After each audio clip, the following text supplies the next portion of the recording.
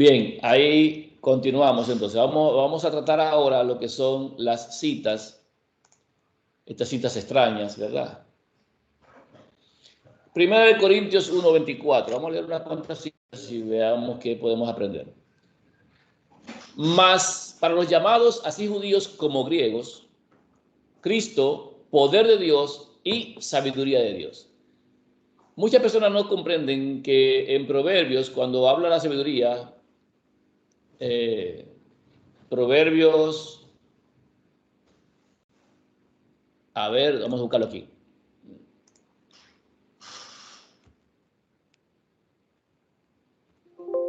Proverbios 8, ahí está, Proverbios 8 dice, 22 dice, hablando la sabiduría es la que está hablando en Proverbios capítulo 8, dice, Jehová me poseía en el principio, o sea, él me tenía a mí en el principio, ya de antiguo, antes de sus obras, o sea, desde antes de que nada fuese hecho, antes de que nada fuese realizado, ya Dios tenía con él a la sabiduría, pero en este caso no está hablando de la sabiduría como tal, sino del Hijo de Dios, que es la sabiduría de Dios.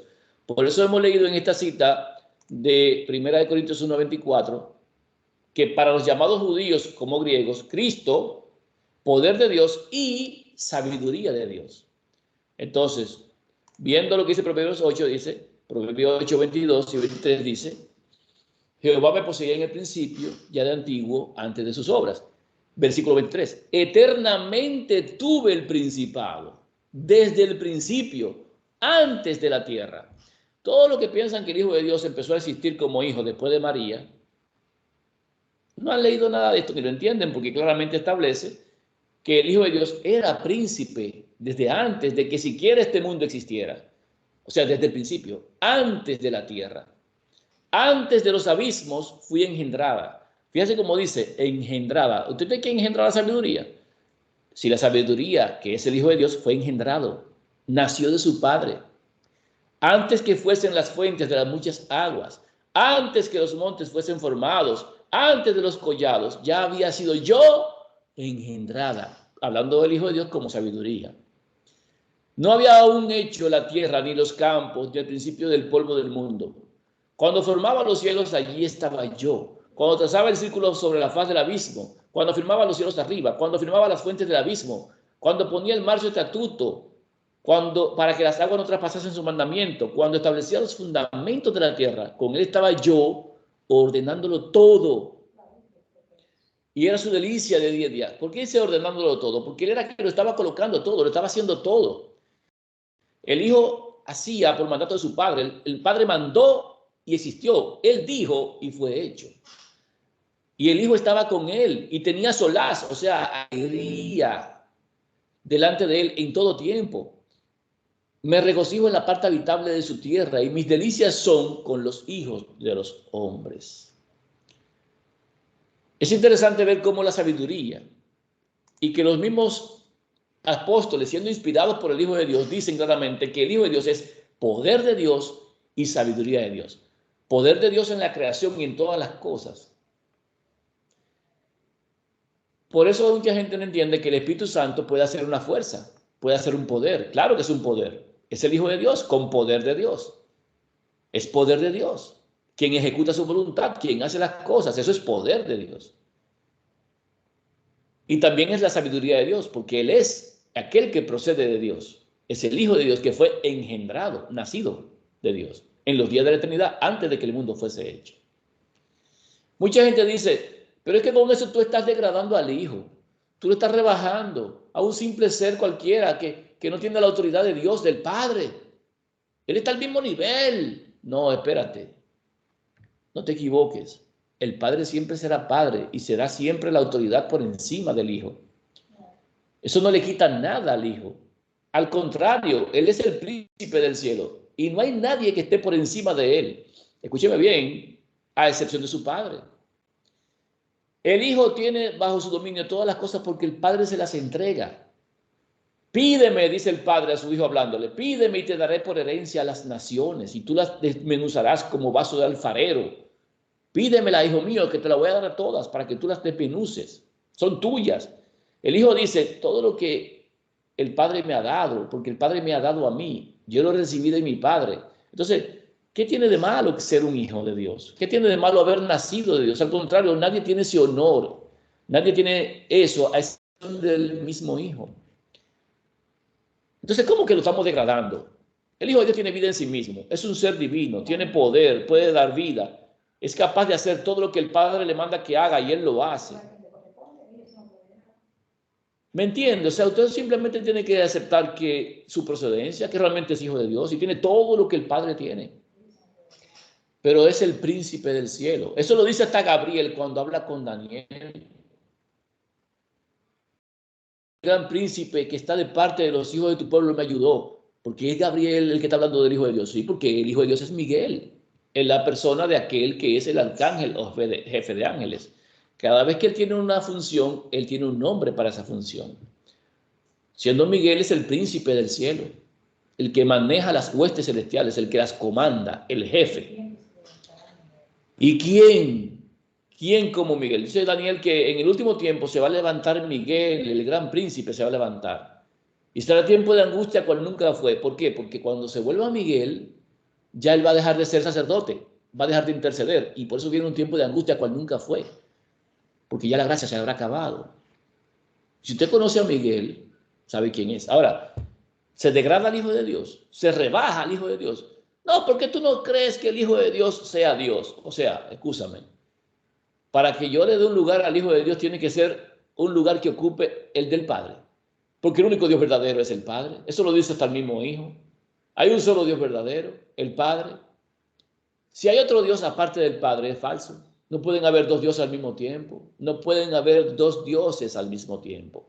Porque uno va a amar a uno y va a aborrecer al otro. Por eso Dios instituyó que Él era Dios y el Hijo es el Señor. El que sigue en autoridad. Al que Dios nombró como dueño y regente. Pero bueno, nada, el que quiera seguir pensando que se degrada, problema de él. En Apocalipsis 5, 9 al 12 dice, y cantaban un nuevo cántico diciendo, digno eres de tomar el libro y de abrir sus sellos, porque tú fuiste inmolado y con tu sangre nos has redimido para Dios. Miren cómo son las cosas, escúchenme, miren cómo son las cosas. El Cordero es digno de abrir el libro y de tomarlo y quitarle los sellos. Porque con su sangre nos ha redimido para Dios. ¿Para qué Dios? Porque si hay otro Dios o el Hijo mismo es Dios, ¿para cuál de ellos lo redimió? Claramente solamente hay un Dios, el Padre. Nos has redimido para Dios, de todo linaje y lengua y pueblo y nación. Y nos has hecho, escuche bien, nos has hecho para nuestro Dios. Óigame qué cosa. Si el Dios nuestro fuera el Hijo, tenemos un problema ahí, porque el Hijo es quien nos ha hecho para nuestro Dios, que es el Dios de Él, reyes y sacerdotes, y reinaremos sobre la tierra. Y miré, dice, y oí la voz de muchos ángeles alrededor del trono, y de los seres vivientes y de los ancianos, y su número era millones de millones, que decían a gran voz, el Cordero que fue inmolado es digno de tomar el poder, la riqueza, la sabiduría, la fortaleza, la honra, la gloria y la alabanza. ¿Qué vemos ahí? Los 7 poderes del Hijo, 7 cuernos del Hijo, 7 poderes. Poder, 1, tomar el poder, primero. Las riquezas, segundo lugar. La sabiduría, en tercer lugar. La fortaleza, en cuarto lugar. La honra, en quinto. La gloria, en sexto. Y la alabanza, en séptimo lugar. Los 7 están ahí. ¿Por qué esto aquí? Porque muchas personas los escucho hablando en estos días acerca de los sellos, los 7 sellos. Y francamente, nada que ver. Ellos no se han dado cuenta de que lo importante aquí no son los sellos. Lo importante aquí es el libro. Lo que se está resguardando y protegiendo es el libro, no los sellos. Los sellos protegen el libro. Cuando usted tiene una caja fuerte, lo importante no es la combinación o la llavecita para abrir. Lo importante es lo que usted está guardando en esa caja fuerte. Lo que hay ahí adentro es lo que tiene valor. Eso es lo de valor. Entonces, en este caso, el libro es el de valor. Y le pregunto a la gente, ¿qué libro es ese? No, eso es un libro, no sé, nadie sabe qué libro es ese. Ellos se quedan los sellos, se abrieron los sellos y se olvidan del libro, se olvidan del libro. Ese libro que está ahí es el libro de la vida del Cordero. Por eso nadie lo puede abrir, ni se encuentra nadie que sea digno de abrirlo. Cuando eso pasa y nadie puede abrirlo, Juan lloraba. Juan lloraba mucho porque nadie fue encontrado, ni en el cielo, ni en la tierra, ni debajo de la tierra. En ningún lado fue encontrado alguien que fuera digno de abrir el libro y desatar sus sellos. Y cuando el Cordero vence, y es importante encontrar el momento en el que esto pasa. ¿En qué momento se hizo un examen, una búsqueda de quién pudiera abrir el libro? Hay un Dios, el único Dios verdadero, que está sentado en el trono. Déjame ver, Apocalipsis 5. A ver si puse un pedacito, pero vámonos para allá.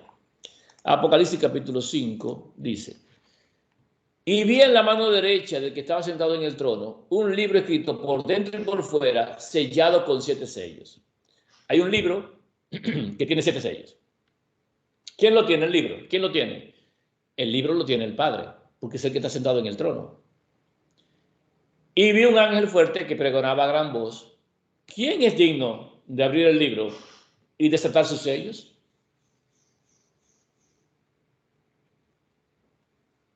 ¿Quién es digno? Y ninguno. Escuché bien esto, ¿eh?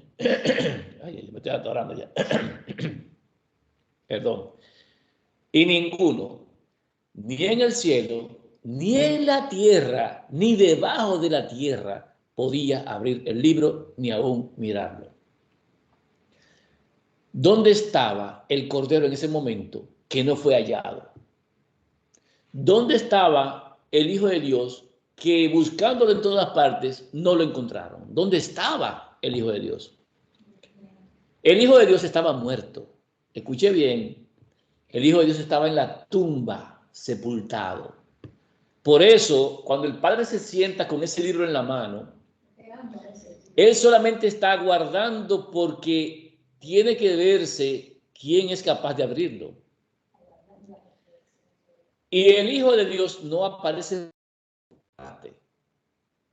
Y el Padre está allí, con el libro en la mano, y no se encuentra nadie. Y Juan, que entiende la importancia del libro, se pone a llorar. Y dice Juan: y lloraba yo mucho. ¿Por qué? ¿Por qué? Porque no se había hallado a ninguno digno de abrir el libro, ni de leerlo, ni de mirarlo. Juan pensó: ese es el libro de la vida. Si no hay alguien que lo pueda abrir y leerlo, ¿cómo se van a saber los nombres de los que son de salvación? ¿Cómo podrá alguien ir a buscarlos si no sabe quiénes son? El libro de la vida estaba sellado porque dependía del triunfo sobre la muerte que iba a obtener el Hijo de Dios. Y cuando Juan estaba llorando, uno de los ancianos le dijo: no llores, Juan, no llores. He aquí que el león de la tribu de Judá, la raíz de David, ha vencido. ¿Cuándo fue que el Hijo de Dios venció? Cuando se levantó de la muerte, se llevó las llaves de la muerte, triunfó sobre la muerte. Y entonces dice aquí que ha vencido para abrir el libro y desatar sus 7 sellos. ¿Qué pasa con esto? Que si el Hijo de Dios no vence a la muerte, nadie va a poder y nadie podría tener vida eterna, porque la vida eterna está en el Hijo. Si Él no es capaz de hacer esa victoria, tener esa victoria, ¿quién iba a levantarse de entre los muertos? Nadie. ¿Cómo iban a saber quién estaba salvo? Porque está inscrito en el libro, está sellado. Y nadie lo puede abrir. Ni siquiera el Padre puede abrirse el libro. Oiga bien, ¿eh? Ni siquiera el único Dios verdadero puede abrir ese libro. Él lo tiene en su mano derecha, pero él no puede abrirlo. Cuando dice que no se lleva a nadie digno, está diciendo que ni siquiera el Padre podía. ¿Por qué? Porque el Padre no puede darle vida a alguien si no ha obtenido victoria sobre la muerte. Solamente aquel que venció la muerte es capaz de llamar a vida otra vez a los que han pasado por la muerte. Por eso el Hijo de Dios tiene las llaves del Hades y del abismo. Por eso el Hijo de Dios es la llave de David. Por eso el Hijo de Dios es quien venció a la muerte y llevó cautiva la cautividad. Ese es el Hijo de Dios que venció. Él sí puede darle vida a los que mueran en esta tierra. En el Hijo de Dios sí hay vida para los que mueran. Escuche bien. Y entonces, ahí estaba el Cordero y dicen, tú sí, tú eres digno de abrir. ¿Por qué tú eres digno de abrir el libro? Porque has vencido, has vencido. Y entonces le dicen en el versículo 9, digno eres de tomar el libro y abrir sus sellos, porque tú fuiste ¿qué? Inmolado. Escúcheme bien, tú fuiste sacrificado, tú fuiste entregado. No solamente eso, con tu sangre puedes sacarnos de la muerte, de la tumba. Con tu sangre nos has comprado para Dios, porque estábamos vendidos al enemigo y tú nos compraste con tu sangre.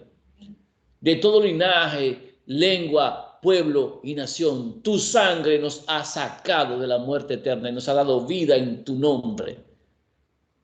Tú eres digno, tú sí. Ese libro de la vida es tuyo. Los que están en ese libro son tuyos. Porque el Padre nos entregó a ti, porque el Padre dijo que ahora somos tuyos, como tú dijiste, porque tuyos eran y me los diste. Asimismo somos tuyos, porque nos has redimido para el Padre, para tu Dios, que es nuestro Dios y nuestro Padre también. Entonces sí, vamos a reinar contigo, porque tú nos has hecho a nosotros reyes y sacerdotes, y reinaremos sobre la tierra porque tú has vencido. Escuché bien. Y miré y oí la voz de muchos ángeles alrededor del trono y de los seres vivientes y de los ancianos, y su número era millones de millones que decían a gran voz, escuche bien lo que decían ellos, el Cordero que fue inmolado es digno de tomar el poder. Y ahora sí, ahí es cuando al Hijo de Dios lo ponen como dueño, lo ponen como en el nivel que tenía antes, esa gloria que tenía antes. Dicen, digno es de retomar todo lo que antes tenía. Lo va a tomar todo. Y a todo lo creado que está en el cielo y sobre la tierra y debajo de la tierra y en el mar y todas las cosas que en ellos hay, oí decir. Escuche bien lo que dice. Al que está sentado en el trono, ¿quién es ese sino el Padre? El único Dios verdadero. Y al Cordero, el que fue inmolado, que rescató a todos nosotros de la muerte, sea la alabanza, la honra, la gloria y el poder por los siglos de los siglos. Le faltó uno, señores, ahí. Los trinitarios, por favor, ¿dónde están? Que no los veo. ¿Dónde está el que hizo todo según ellos para darnos vida eterna, que fue el Dios Espíritu Santo de ellos? ¿Dónde está que no lo veo? Porque aquí claramente establece que la gloria, la honra, el poder, la alabanza y todo es al que está sentado en el trono y al Cordero. ¿Dónde está el tercero? ¿O dónde está uno solo? Que no lo veo, uno solo nada más. No, yo veo el Cordero ahí también. Y todos tienen que reconocer eso. Todos los ángeles, todos los ancianos, todos los seres vivientes, todos tienen que reconocerlo. Entonces, ese libro, libro de la vida, tiene 7 sellos. ¿Qué hace el Cordero cuando recibe de manos de su padre el libro de la vida sellado? Lo abre y lo lee. Porque hay gente, hay gente por ahí que están publicando que cuando el Hijo de Dios recibió el Cordero recibió el rollo, él lo leyó de una vez. Él leyó el libro, dicen ellos, leyó el libro y después que lo leyó fue que desató los sellos. ¡Ay! ¡Wow! ¿Cuánta inteligencia tienen esta gente? Que van a leer un libro sellado sin que se le quiten los sellos. Son los mejores de la bolita, ¿eh? Primero que hace el Cordero es que él abre un sello primero. Abrió uno de los sellos y oí a uno de los 4 seres vivientes decir como un voz de trueno, ven y mira. Y miré, dice Juan, y he aquí un caballo blanco, y el que lo montaba tenía un arco, y le fue dada una corona, y salió venciendo y para vencer. ¿Qué representa ese caballo blanco en ese sello? ¿O qué representan los sellos? ¿Qué son los sellos? Escuchen bien. Si el libro tiene 7 sellos, es el libro de la vida, donde están escritos los nombres de todos los salvos, de todas las edades. Para poder rescatar los salvos, hace falta que el libro se abra para que se sepan los nombres y los ángeles de Dios, comandados por el Hijo, vengan a buscar por su nombre a los de salvación. todo lo que esté escrito en el libro de la vida tiene que ser llevado al reino eterno. Pero hace falta abrir el libro, que son los sellos. Los sellos no son desastres y plagas y trompetas. No, no. Los sellos del libro, no los sellados del Apocalipsis 7, no, esos son sellados los 144.000, pero estamos hablando de sellos del libro, porque hay gente que lo confunde. Representan a grupos de salvos desde que el Hijo de Dios triunfó hasta el grupo final, que son los primeros que murieron antes del Hijo de Dios vencer. ¿Cómo así? Explíquese bien, me dirá cualquiera. Muy bien. El primer sello, que corresponde a un caballo blanco, representa al evangelio puro entregado por los discípulos, recibidos de la boca del mismísimo Hijo de Dios por mandato del Padre. Ese evangelio puro y perfecto que el Hijo de Dios entregó, los discípulos lo tomaron y lo predicaron a los contemporáneos de ellos. Y eso permaneció siendo puro mientras existía uno de los discípulos que tuviese al Espíritu de Cristo en él. Porque mientras tuviera al Espíritu de Cristo o el Espíritu Santo en él, iba a hablar palabra de verdad guiada por el Espíritu Santo que estaba en la persona. Cuando murió el último de esos que tenían el Espíritu del Hijo de Dios, que daban el testimonio fiel y verdadero, ese sello se rompió. ¿Por qué se rompió ese sello? Porque automáticamente se determina que murió el último en fidelidad. Ese grupo ya está marcado para vida eterna. Ya ese grupo de personas están claramente definidos en el libro de la vida, porque ya murieron con el testimonio perfecto. Luego viene otro caballo. Los caballos representan la velocidad con la que se entrega el mensaje y también representan las dificultades que enfrentan los que entregan el mensaje. Las situaciones por las que tuvieron que pasar, persecuciones, hambre, muerte y todo eso. Y podemos ver en cada uno de los sellos que cambia. Hay el segundo sello, dice: ven y mira, salió otro caballo bermejo, y al que lo montaba le fue dado poder de quitar la paz de la tierra y que se matasen unos a otros, y se le dio una gran espada. Está hablando de persecuciones y muertes que ocurrieron justamente después de que los discípulos con el Espíritu hayan muerto. Estuvieron ahí las 3 tribus arrianas, estuvieron ahí, muchos fueron perseguidos como Arrio.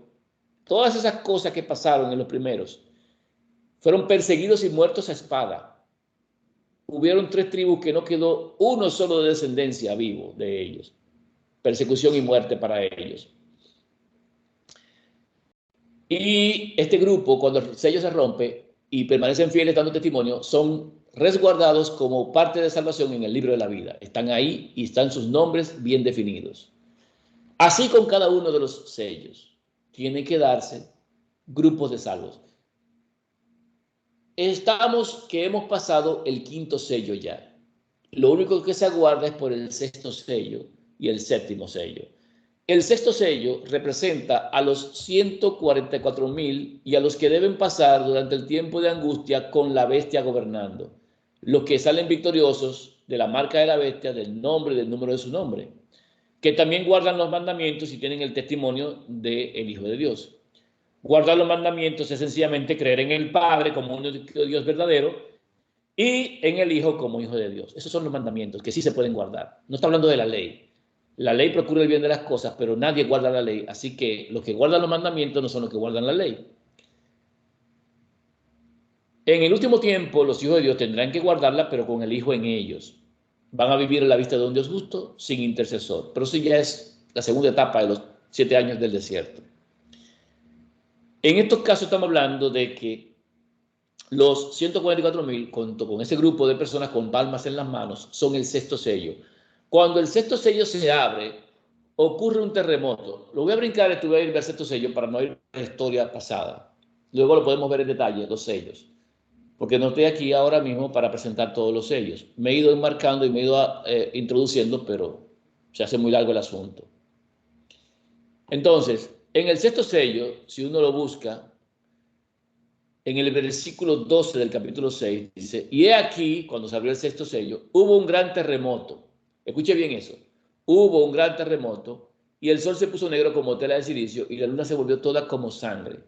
Y las estrellas del cielo cayeron sobre la tierra, y como la higuera deja caer sus higos cuando es sacudida por un fuerte viento. Eso es una conmoción enorme en lo que es el cielo que conocemos y en esta tierra.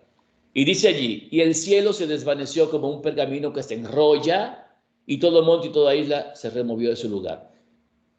Hay gente adventista que piensa que como Ellen White dijo que las estrellas cayeron en el año no sé cuánto, por ahí atrás, que ya eso se cumplió. Pero yo quiero saber que me digan ellos, si aparte de esas estrellas que cayeron, como dice ella, una gran lluvia que duró horas, el cielo se desvaneció como un pergamino que se enrolla, si eso pasó, y si todo monte y toda isla se removió de su lugar, si eso pasó. Porque no me vengan a mí con la idea del terremoto de Lisboa, que ocurrió en época y momentos diferentes de lo que fue la lluvia de estrellas. Ocurrió en tiempos separados, no fue el mismo día ni en el mismo instante, que se sepa, para que lo entiendan los estudiosos. Y que el cielo no se ha enrollado como un pergamino todavía. ¿Cuándo ocurre eso? ¿Cuándo es también que dice en el versículo 15 que con ese sexto sello roto, los reyes de la tierra y los grandes, los ricos, los capitanes, los poderosos y todo siervo y todo libre, se escondieron en las cuevas y entre las peñas de los montes y decían a los montes y a las peñas, caed sobre nosotros y escondernos del rostro de aquel que está sentado sobre el trono y de la ira del Cordero? Porque el gran día de su ira ha llegado y ¿quién podrá sostenerse en pie? Escuche bien, porque el sexto sello implica el fin. Si eso pasó en Lisboa y pasó no sé dónde, lo siento mucho, se equivocó medio a medio la comprensión profética sobre ese punto en la voz y persona de quien ellos consideran que es infalible. Porque aquí todo esto tiene que darse. Ellos se quedan con que las estrellas cayeron y hubo un terremoto y el resto de cosas que nos las tragamos. La metemos abajo de la mesa porque no coincide. ¿Qué hacemos con eso? Dígame qué hacemos con eso. El versículo 7, perdón, el capítulo 6, así mismo, fíjense que termina, dice, el sexto sello. ¿Y por qué en el capítulo 7 continúa dejando fuera el séptimo sello? ¿Por qué no pone de una vez el séptimo sello? ¿Qué salto hubo ahí? Muy sencillo. El salto es este. El sexto sello es el momento en el cual, al romperse, ya los 144,000 han muerto. ¿Por qué? Porque ya han sellado sus vidas, han sellado su destino con su testimonio y con sus vidas. Y es cuando ellos se levantan de la tumba, que no es una tumba en realidad, sino que están ahí en la gran plaza de la gran ciudad, que sus cadáveres están expuestos. Y cuando Dios le dice que se levanten sobre sus pies, hay un terremoto. Y es ahí cuando viene el tiempo del gran día de la ira de Dios. Cuando el cielo se enrolla como un pergamino. Cuando toda isla y todo monte huye. Cuando ya los hombres saben que llegó el final para ellos. Porque acaban de meter la pata al haber matado a los 144,000 en la plaza de San Pedro. En la plaza de la gran ciudad. La ciudad es Babilonia. El capítulo 7 lo que dice es que cuando ese grupo que es del sexto sello tenga que aparecer, debe suceder ciertas cosas con ellos y lo va a explicar. Los vientos no pueden soltarse hasta que no estén sellados los 144,000. Eso significa que las trompetas no pueden sonar hasta que los 144,000 no estén sellados. Significa que de los 7 años que van a pasar en el desierto, 3 años y medio tienen que vivirlos con un sello puesto para que no les pase nada. Es el tiempo del sonido de las trompetas. Entonces ahí vienen las 12,000 de cada tribu. Está explicado claramente en el capítulo 7 quiénes son esos que forman parte del sexto sello. Está dando el detalle de cada uno de ellos. Y termina el capítulo 7 con una cita o un versículo que dice, cuando abrió el séptimo sello, se hizo silencio en el cielo como por media hora. Escúcheme bien, en las Biblias modernas no aparece la apertura del séptimo sello en el capítulo 7 como debería. Aparece en el capítulo 8, para que las personas piensen que el capítulo 8 es una continuación del 7, y no es así. El capítulo 7 termina, si usted lo busca eh, en la versión Torres Amat, por ejemplo, en la versión Torres Amat, el capítulo 7 termina con la apertura del séptimo sello, que es cuando se hace silencio en el cielo, como por media hora. En el capítulo 7 es donde termina con la apertura del séptimo sello. ¿Qué es el capítulo 7? El capítulo 7 es la explicación de que los que forman parte del sexto sello son los 144.000. Y dice que después de los 144.000 haber sellado su destino y ser parte del sexto sello, viene la apertura del séptimo sello. ¿Qué es el séptimo sello? El séptimo sello representa a todos los salvos que vivieron antes del Hijo de Dios venir a este mundo en carne humana. ¿Por qué? Porque los últimos serán los primeros y los primeros serán los últimos. En este caso, el séptimo sello representa a toda la gran masa de población que le creyó al Padre antes de que el Hijo viniera. Ahí está David, ahí está Daniel, que se tiene que levantar al final de los días, y hay un sinnúmero de personas más que se tienen que levantar y están en el libro de la vida, pero están inscritos y forman parte del séptimo sello. Termina el capítulo 7 con el séptimo sello. Después que explica que los del sexto sello son los 144.000. Cuando uno ve que se da el sexto, en este caso el sexto sello, recuérdense que hay un terremoto que ocurre cuando los hijos de Dios del sexto sello han resucitado porque ya habían muerto anteriormente. Leo del capítulo 11 de Apocalipsis. Leo del capítulo 11 de Apocalipsis. Cuando los dos testigos son muertos, que son los 144.000, los dos testigos son los 144.000. ¿Por qué? Porque como ya hemos visto, Dios dijo que iba a hacer de los dos palos, o sea, palo de Efraín y palo de Judá y palo de Israel, de esos dos palos iba a ser un solo palo. Los dos testigos son los dos grupos que todavía están separados en el último tiempo, que son las dos tribus dispersas de los hijos de Israel. Estamos hablando de las tribus del norte y las tribus del sur, que fueron partidas en dos tribus por el pecado de Salomón, que no han tenido un rey en conjunto desde que Salomón gobernó. Y esas dos tribus tienen que hacerse una sola tribu en la mano de Dios. Por eso Dios dice que yo voy a hacer de los dos palos un solo palo. Va a ser un solo grupo, un solo pueblo. Pero en el testimonio todavía no han sido unificados. En el testimonio ellos tienen que dar testimonio de forma separada y dividida. Todos ellos tienen que andar en el mundo dando testimonio del Padre y del Hijo de forma individual.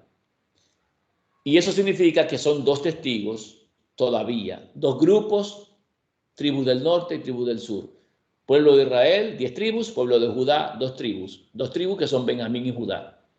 Entonces, en el capítulo 12 se muestra al pueblo, pero como una mujer cuya procedencia es de los 12 hijos de Jacob, porque tiene la corona de 12 estrellas que simboliza a los reyes que son descendientes de Jacob, los 12 hijos de Jacob, como soñó José, que él era una estrella y sus hermanos eran 11 estrellas. Son las estrellas descendientes de los hijos de Jacob, Israel.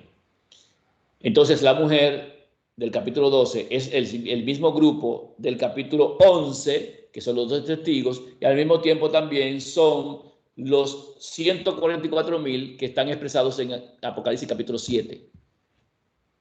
Es el mismo grupo, solo que he visto desde ángulos diferentes, como tribus dispersas, como descendientes e iglesia pura de Dios en la persona de los 12 reyes de Jacob, como 12.000 de cada tribu, descendientes de los hijos de Jacob, de cada tribu 12.000 de cada tribu, total 144.000.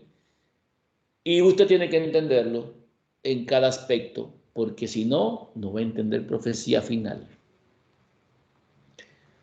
Cuando se da la muerte de los dos testigos, los 144,000 mueren. Yo sé que mucha gente por ahí dice, pero Ellen White los vio que vivían. No, usted no ha entendido lo que Ellen White escribió, porque ella en un momento los ve angustiados, de repente aparta su vista y cuando vuelve a mirar, los ve glorificados. El pueblo que estaba en angustia ya dejó de estar en angustia y ahora está alabando a Dios.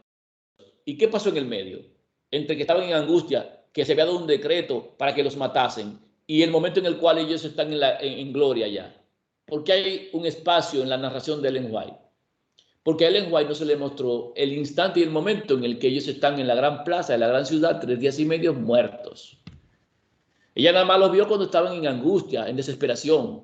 Ay, ¿quién nos librará? Y todo eso. Y de repente se voltea y cuando vuelve a mirar esa hueste que estaba en angustia, ahora la ve glorificada y alabando y glorificando. Claro, porque no vio el pedazo donde se morían. Pero después de que se murieron, sí, después de que se murieron, Dios los manda a levantarse. Escuche lo que dice Apocalipsis 11. Apocalipsis 11.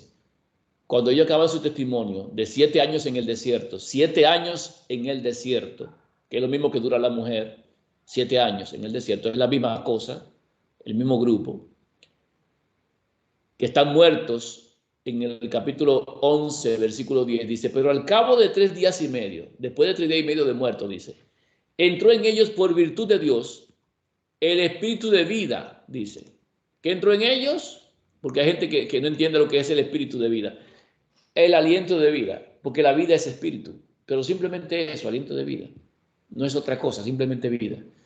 Y dice que entró en ellos, dice, el espíritu de vida, enviado por Dios, y se levantaron sobre sus pies, y cayó gran temor sobre los que los vieron.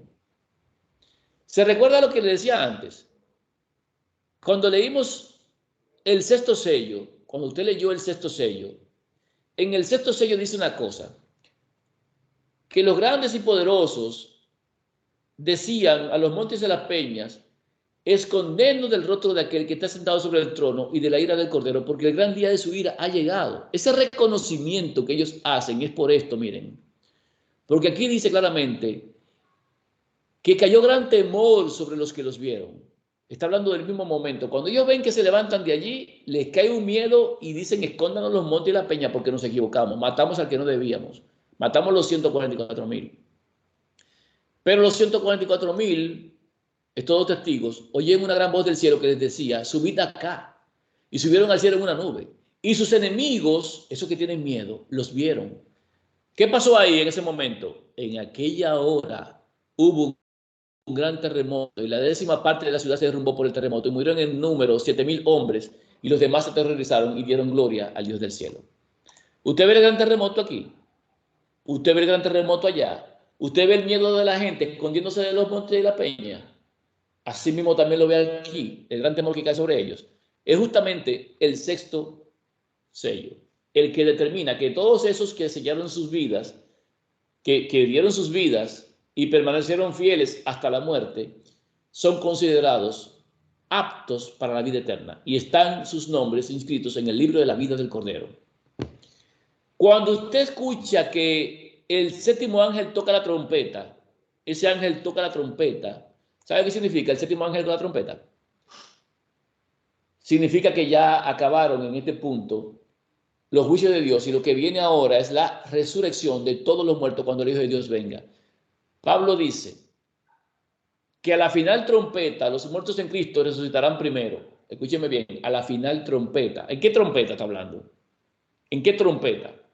La 7ª trompeta. Cuando suene la última trompeta, dice la Escritura, el misterio de Dios se revelará como él anunció a sus siervos los profetas. ¿Qué misterio de Dios? Vida eterna a los que creyeron. El misterio de Dios. El Hijo en nosotros, la vida eterna. El misterio de Dios se va a revelar cuando el 7º ángel toque la trompeta. ¿Por qué? Porque cuando el 7º ángel toque la trompeta, indica claramente que se va a revelar ya también con el último sello, el 7º sello, la venida del Hijo de Dios a buscar, escúcheme bien, la venida del Hijo de Dios a buscar a todos los salvos de todas las edades anteriores a su encarnación, junto con los que están en la nube, que son los 144,000, a todos los que creyeron en él El Hijo de Dios viene a buscar a todos los salvos.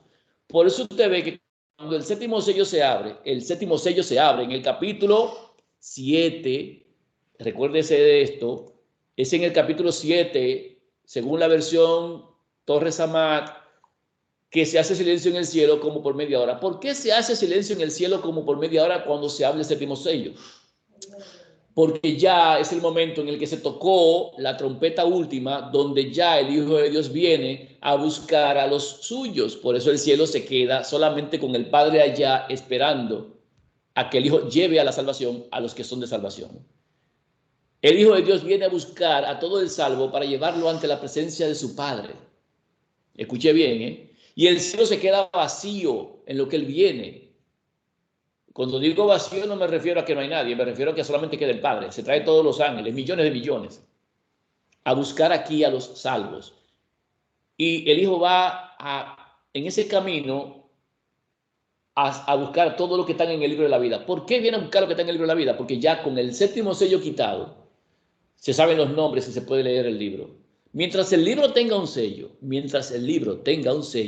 no se puede venir a buscar a nadie, porque faltan gente. ¿Me están entendiendo ahora? Por eso, en el capítulo 7, da un detalle de que en el sexto sello van los 144,000. Para que usted sepa qué tan cerca estamos. Y cuando el séptimo sello se abre, ya es cuando el Hijo de Dios viene a buscar a los suyos. Por eso en el capítulo 11 usted puede darse cuenta de que se toca la séptima trompeta después de que los 144,000 están en la nube. Entonces sí podemos entender lo que dice el versículo 14.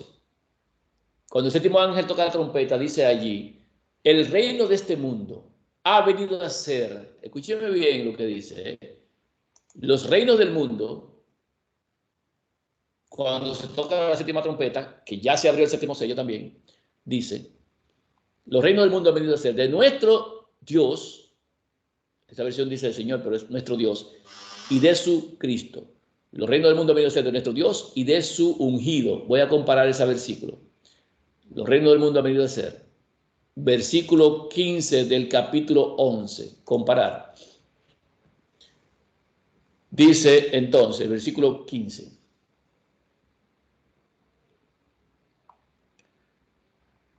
Tarará, tarará. Está increíble. Aquí está en la Kadosh, por lo menos la Kadosh lo dice bien. Los reinos del mundo han venido a ser de nuestro Elohim y de su Mashiach. O sea, han venido a ser de nuestro Dios y de su ungido. Lo que hablan siempre de que Elohim es muchos, es varios, de nuestros dioses, diría allí. No podría decir nuestro Dios, porque tendría que decir nuestros dioses. Pero aquí solamente dice nuestro Dios, nuestro Elohim. No como una gran cantidad de gente o dioses, sino como un solo Dios, porque los judíos solamente tienen un Dios. Esos son los latinos que viven inventando gramática. Tendría que decir nuestros Elohim, y no dice así, dice nuestro Elohim, o sea, nuestro Dios, único Dios, un solo Dios. Entonces, los reinos del mundo son recuperados por el único Dios verdadero y por su Hijo. En la Biblia, el lenguaje sencillo dice, nuestro Dios y su Mesías ya gobiernan sobre todo el mundo y reinarán para siempre. Está diciendo, ya se ha recuperado, escúcheme bien, ya se recuperan los reinos del mundo. ¿Cuándo se recuperan los reinos del mundo? Cuando se abre el séptimo sello, que se sabe todos los salvos quiénes son. Cuando la última trompeta suena, que se sabe ya que es la recogida, el misterio se da a conocer, el Hijo en nosotros para siempre ya.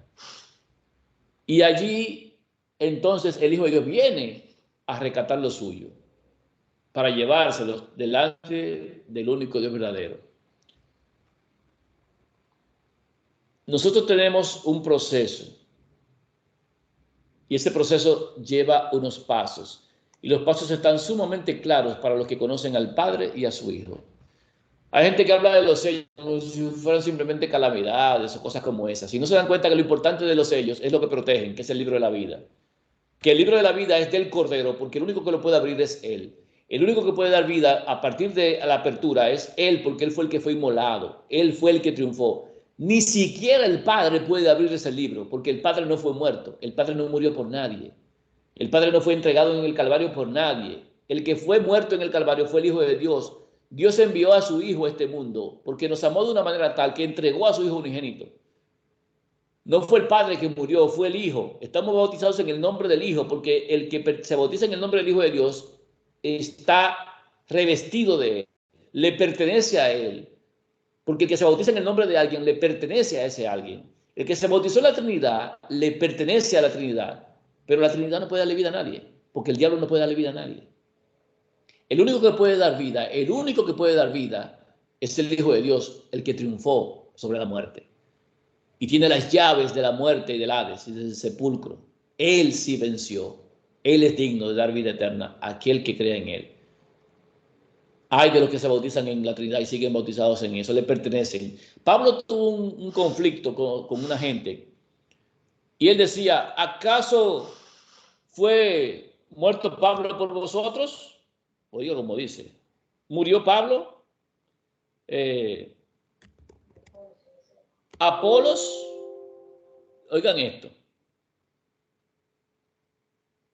Primera de Corintios, escuche bien lo que significa bautizarse en el nombre del Hijo de Dios y bautizarse en la Trinidad o cualquier otra cosa diferente. Escuche bien. Primera de Corintios 1:11 en adelante. Dice, porque he sido informado acerca de vosotros, hermanos míos, por los de Cloé, que hay entre vosotros contiendas. Quiero decir, que cada uno de vosotros dice, yo soy de Pablo, y yo de Apolos, y yo de Cefas, y yo de Cristo. ¿Acaso está dividido Cristo?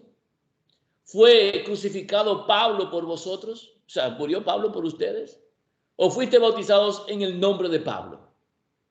Doy gracias a Dios de que a ninguno de vosotros he bautizado, sino a Crispo y a Gallo, para que ninguno diga que fuiste bautizados en mi nombre. ¿Por qué él dice así? Porque si somos bautizados en el nombre del Pablo, ¿de quién somos? De Pablo. Si somos bautizados en el nombre de Apolos, ¿de quién somos? De Apolos. Y si el de Cefas, de Cefas. Y si de Cristo, de Cristo. En el nombre del Hijo de Dios somos bautizados. ¿A quién le pertenecemos? El Hijo de Dios. Pero si somos bautizados en la fórmula trinitaria, en el nombre del Padre, del Hijo y del Dios Espíritu Santo, ¿de quién somos? De un Dios filosófico y falso, creado por los hombres, un Dios de mentira, de engaño, que dice tener un hijo y no lo tiene, que dice ser padre sin serlo, y que le da más honra y más gloria y más poder a un tercer Dios que nadie sabe de dónde rayo fue que salió. En la Trinidad todo es un misterio. El misterio no da vida eterna. El misterio da muerte eterna, como tiene la mujer en Apocalipsis 17:5, que tiene en la frente un nombre escrito, Babilonia la Grande, la madre de las rameras, y de todas las abominaciones de la tierra. Ese misterio central de la fe católica, en el que están basados todos los demás misterios de su fe, según la creencia número 234 del Catecismo Católico. Ese misterio da muerte eterna. Entonces aquí dice, ¿fue alguno bautizado en el nombre del Padre, del Hijo? No, espérate. Te hago la primera pregunta. ¿Acaso, dice Pablo, fue Pablo crucificado? Mírenlo ahí, versículo 13. ¿Fue Pablo o fue crucificado Pablo por vosotros? O sea, ¿Pablo fue colgado en un madero por ustedes? Yo pregunto ahora, ¿el Padre fue colgado en un madero? ¿El Dios Espíritu Santo fue colgado en un madero? ¿Quién fue colgado en el madero? Que no recuerdo bien. Si usted se equivoca, mire, a ver, responda bien. Porque el que murió es el único nombre en el cual usted puede ser bautizado. Porque ¿qué significa bautismo? Significa muerte, sepultura y resurrección en el Hijo de Dios. Entonces, ¿murió el Padre? No, no me puedo bautizar en su nombre. ¿Fue sepultado el Padre? No, no me puedo bautizar en su nombre. ¿Fue resucitado el Padre? No. ¿Murió el Dios Espíritu Santo? No. ¿Fue sepultado el Dios Espíritu Santo? No. ¿Fue resucitado el Dios Espíritu Santo? No. No puedo bautizarme en el nombre de ninguno, del Padre ni del Dios Espíritu Santo. En el único nombre que puedo ser bautizado es en el nombre del Hijo de Dios. No en Dios Hijo, no. Dios Hijo no. Eso no aparece por parte en la Biblia. La expresión Dios Hijo no aparece en ningún lado. Aparece el Hijo de Dios. Entonces, en el nombre del Hijo de Dios sí puedo ser bautizado porque el Hijo de Dios sí murió. El Hijo de Dios sí fue sepultado y el Hijo de Dios sí resucitó. Así está el bautismo. Entonces, ¿hay alguno que sea de Eddie Sánchez? ¿Se bautizó alguno en el nombre de Eddie Sánchez? No, entonces no son míos. ¿Usted fue bautizado en el nombre de un sacerdote? Bueno, dice Pablo, doy gracias a Dios de que a ninguno de vosotros he bautizado, sino a Crispo y a Gallo, para que ninguno diga que fuiste bautizados en mi nombre. También bauticé a la familia de Estéfanas. De los demás, no sé si he bautizado a algún otro. Pues no me envió Cristo a bautizar, sino a predicar el evangelio, no con sabiduría de palabras, para que no se haga vano la cruz de Cristo. Porque la palabra de la cruz o de la palabra del madero es locura a los que se pierden, pero a los que se salvan esto es a nosotros, es poder de Dios. Nosotros tenemos que entender qué es el bautismo y todo eso, pero perfecto. Nosotros somos del Hijo de Dios porque hemos sido bautizados en su muerte. Así no está escrito también la escritura. Bautizados en su muerte, dice.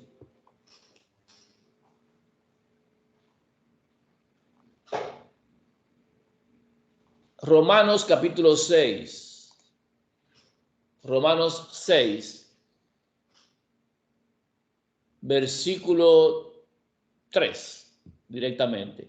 ¿O no sabéis que todos los que hemos sido bautizados en Cristo Jesús, fíjense que no dice, hemos sido bautizados en la Trinidad, hubiese dicho en la Trinidad, no dice eso, Pablo no se bautizó en la Trinidad.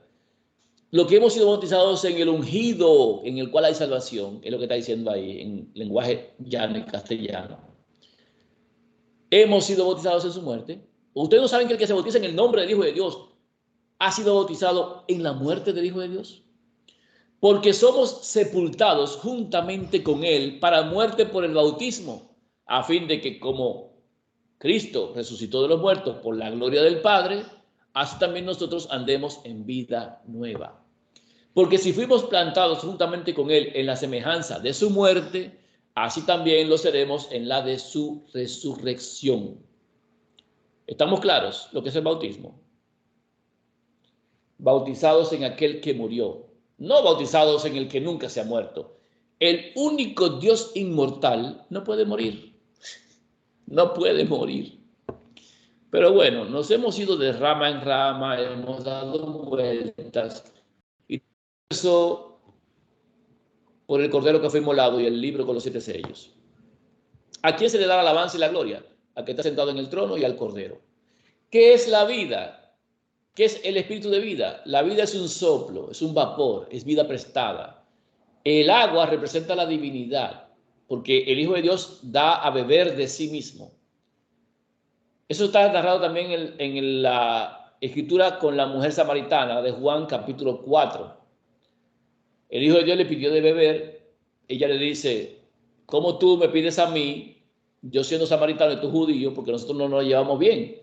El Hijo de Dios le responde, si conocieras el regalo de Dios, el don de Dios, y quién es el que te dice, dame de beber, tú le pedirás y él te daría agua viva.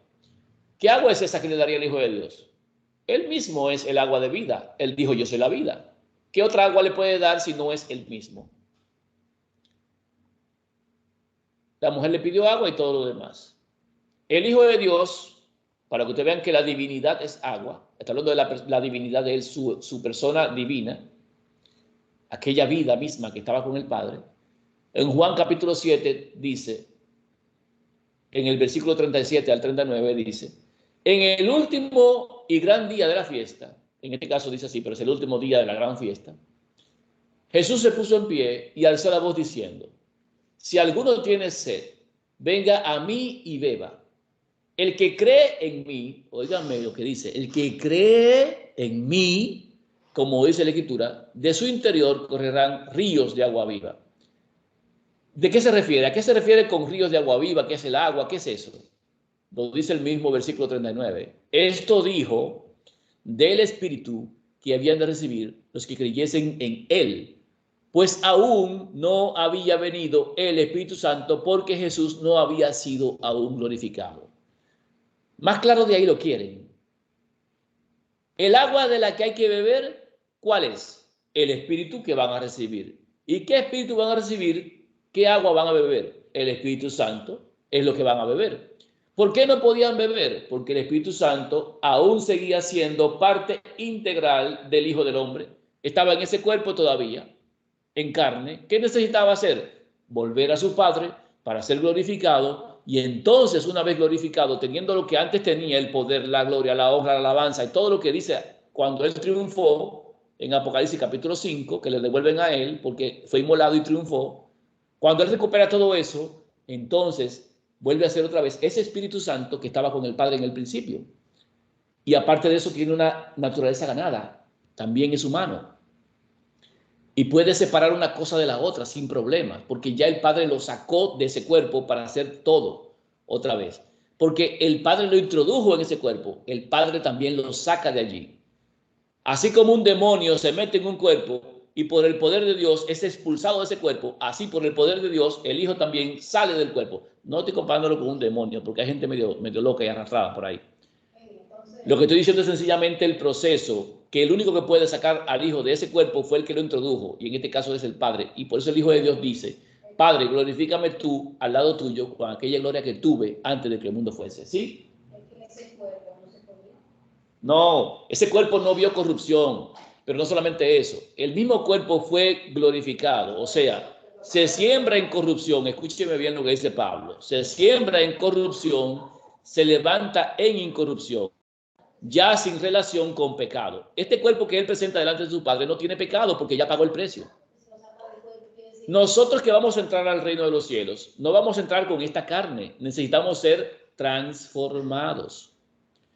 Porque esta carne no puede entrar al reino de los cielos porque es carne de pecado. Necesitamos ser transformados. La resurrección es una cosa, que es levantarse de la muerte, pero la transformación es un proceso de purificación.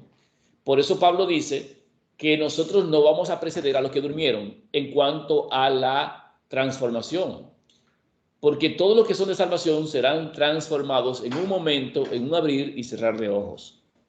Entonces, ¿por qué el Espíritu Santo no había venido? Y no pueden darle esa agua, porque sencillamente el Hijo de Dios no había ascendido a los cielos todavía. ¿Por qué? Porque el Espíritu Santo es el mismo. El Espíritu Santo es el mismo Hijo, desvestido de su naturaleza humana e independiente de ella.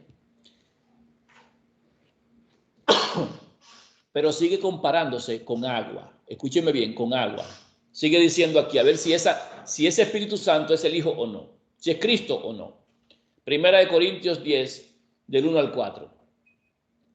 Porque no quiero, hermanos, que ignoréis que nuestros padres todos estuvieron bajo la nube y todos pasaron el mar. Y todos en Moisés fueron bautizados en la nube y en el mar. Y todos comieron del mismo alimento espiritual. Y todos bebieron de la misma bebida espiritual, porque bebían de la roca espiritual que los seguía. Y la roca era Cristo.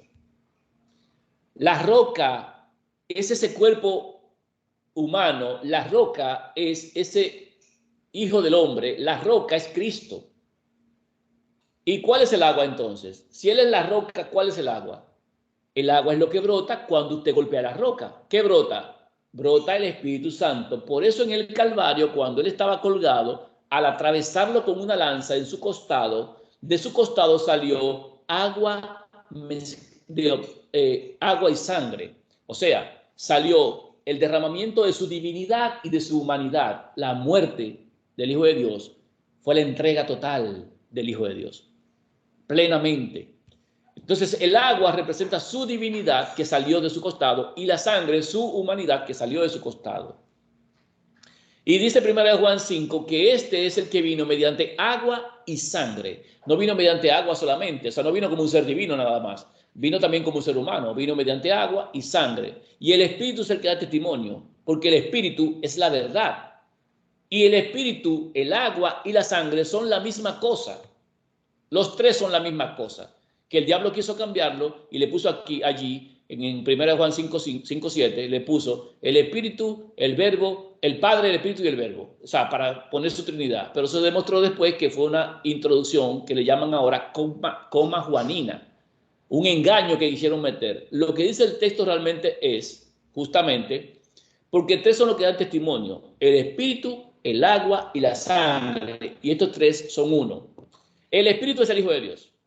La sangre es la humanidad del Hijo de Dios y el agua es la divinidad del Hijo de Dios. Por lo tanto, ellos tres, esas tres cosas son justamente, únicamente el Hijo de Dios.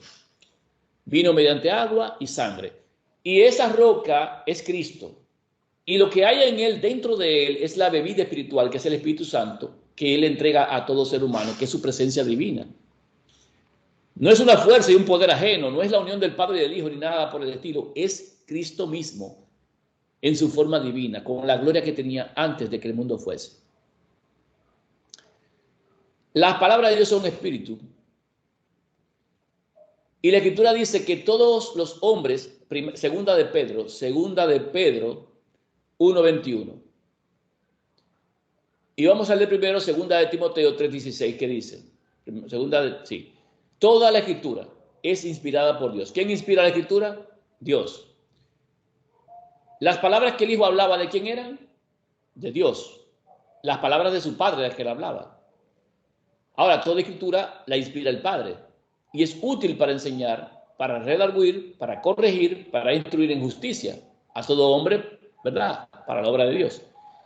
En 2 de Pedro 1:21 dice, porque nunca la profecía fue traída por voluntad humana. O sea, los hombres no escribieron profecía porque le dio el deseo de escribir profecía, sino que los santos hombres de Dios, apartados por Dios, hablaron siendo inspirados por el Espíritu Santo. ¿Quién inspiró a los hombres la Escritura? El Espíritu Santo. ¿Quién es el Espíritu Santo? El Hijo de Dios. El Padre le manda por medio del Hijo el conocimiento para que se lo dé a los que están escribiendo la profecía. El Hijo de Dios la inspira, el Hijo de Dios la muestra y la entrega para que le escriban. Lo que el Padre le dice, el Hijo lo pasa como un mensaje. Y los profetas le escriben. Eso lo vemos también en Apocalipsis capítulo 1, la revelación de Jesucristo que Dios le dio para manifestar a su siervo las cosas que deben suceder pronto, y las manifestó por medio de su ángel a su siervo Juan. O sea, Dios se la da a su Hijo, el Hijo se la pasa a un ángel y el ángel a Juan. En este caso estamos diciendo, Dios se la da a su Hijo se la inspira a los profetas. Ahora, ese Espíritu Santo, ¿quién es? Ese que inspiraba. Primera de Pedro 1:10 y 11.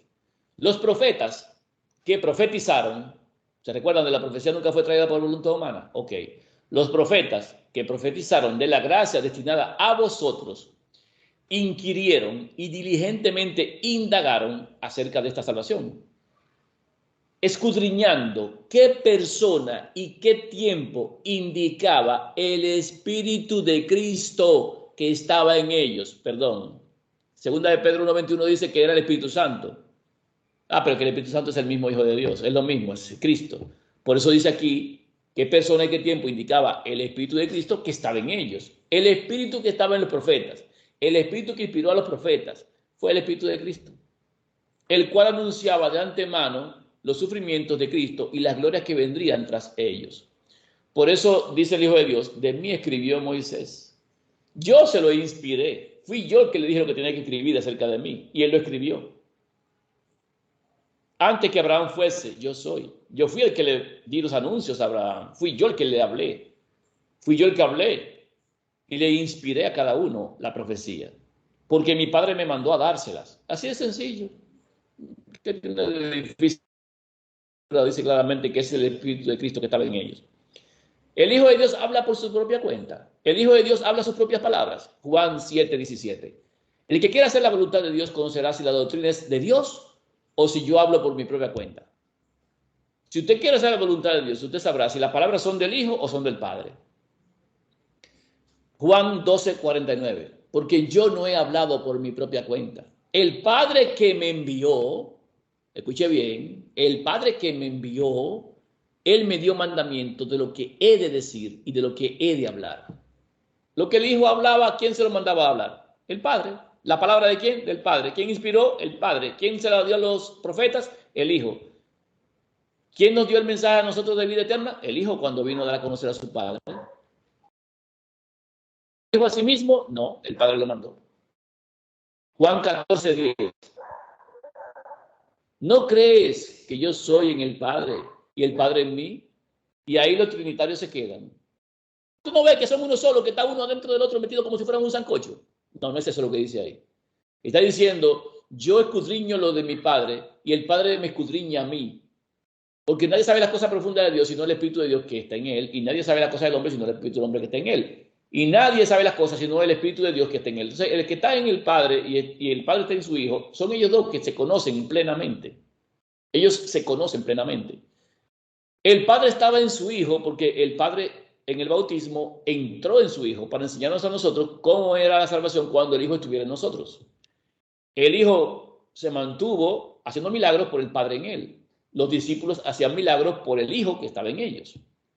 La esperanza de gloria es que usted tenga y yo tenga al Espíritu del Hijo en nosotros. Gálatas 4:6 dice que cuando le creemos al Padre, Dios manda a nuestros corazones el Espíritu de su Hijo. Ahí vamos a poder vencer. El Hijo en nosotros, la esperanza de gloria, porque como el Hijo venció, así en nosotros nos hace vencer. Esa es la maravilla de la salvación. Es la máxima enseñanza. El Hijo en nosotros es lo que puede hacer que guardemos la ley, que habite en nuestros corazones y entonces ponga sus leyes en nuestras mentes y en nuestros corazones y andemos en sus estatutos. Cuando el Hijo esté en nosotros, eso será posible. Ahora, el Padre en el Hijo fue lo posible, las cosas, así el Hijo en nosotros también las hace posible para nosotros. Ahora dice el Hijo, las palabras que yo os hablo, lo que yo estoy hablando, no las hablo por mi propia cuenta. O sea, yo no estoy hablando mis palabras, no de mi cuenta, sino que el Padre que mora en mí, Él hace las obras. ¿Cómo es que el Padre que mora en Él? Es que el Padre en el bautismo entró en Él y lo mandó al desierto a ser tentado, lo guió al desierto. El Padre era quien hacía los milagros. El Hijo se anonadó de una forma en la que Él no ejecutó su yo divino. El Hijo jamás actuó con su poder, porque era para enseñarnos a nosotros que aún nosotros, sin tener poder, podemos vencer si el Hijo está en nosotros. Así el Hijo de Dios, sin usar su poder, venció con el Padre en Él, para enseñarnos a nosotros que sí es posible, que sin ser un ser divino, sin tener poderes especiales, uno puede vencer al enemigo. ¿Y qué es lo que vence al enemigo? Nuestra fe. Esto es lo que vence al mundo, nuestra fe. Lo que hemos creído del Padre y del Hijo vence al mundo. ¿Quién es el que vence al mundo? Sino el que cree que Jesucristo es el Hijo de Dios. ¿Usted está entendiendo cómo se vence al mundo? Creyendo que ese que Dios envió es su Hijo. El Hijo no hablaba de su propia cuenta. El Hijo hablaba lo que el Padre que moraba en él le decía que hiciera. Cuando el Hijo de Dios dice, miren, cuando ustedes sean llevados ante tribunales, ante magistrados, ante jueces, no penséis en lo que habéis de decir. En un capítulo dice, porque el Espíritu Santo os dará palabra. Pero en otras citas dice, porque yo mismo os daré palabra que no podrán contradecir ninguno de los que se opongan. Pero aquí.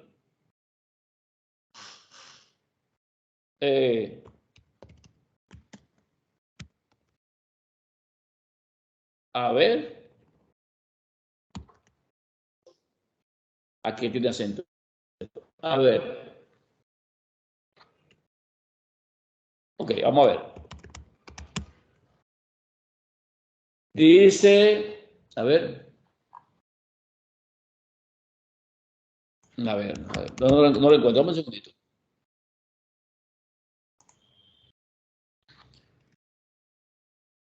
Un segundito.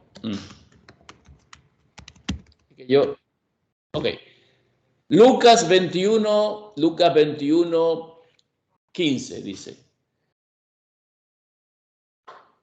Desde el 12 dice, pero antes de todas estas cosas os echarán mano y os perseguirán y os entregarán a las sinagogas y a las cárceles y seréis llevados ante reyes y ante gobernadores por causa de mi nombre. Su nombre es Hijo de Dios. A nadie lo llevan preso por decir Jesús. Yo tengo amigos que se llaman Jesús por ahí. Y esto os será ocasión para dar testimonio. ¿Testimonio de qué? Testimonio acerca del Hijo de Dios. Ese es el testimonio que hay que dar. Proponed en vuestros corazones, no pensar antes cómo habéis de responder en vuestra defensa. Versículo 15 de Lucas 21. Porque yo os daré palabra y sabiduría, la cual no podrán resistir ni contradecir todos los que se opongan. ¿Quién va a dar palabra? ¿Quién va a dar palabra? Yo, dice él. el Hijo de Dios dice, yo les voy a dar palabra, soy yo que se las voy a dar. En otro lado dice que el Espíritu Santo dará palabra, el Espíritu Santo es quien lo va a hacer, dice. Pero los que hemos conocido al Hijo sabemos que eso no se contradice, porque justamente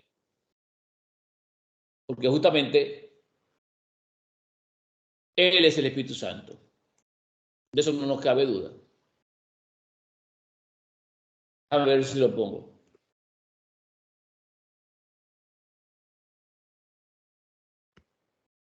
Ok, vamos a ver. Porque la gente dice, tú lees lo que tú quieres, tú no buscas las otras cosas. Bueno, vamos a ver.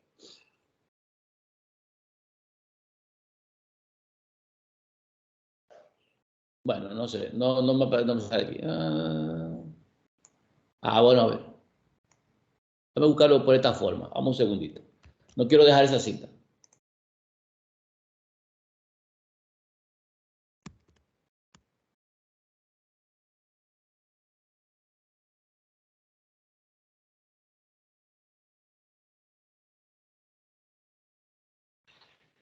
No lo encuentro. Una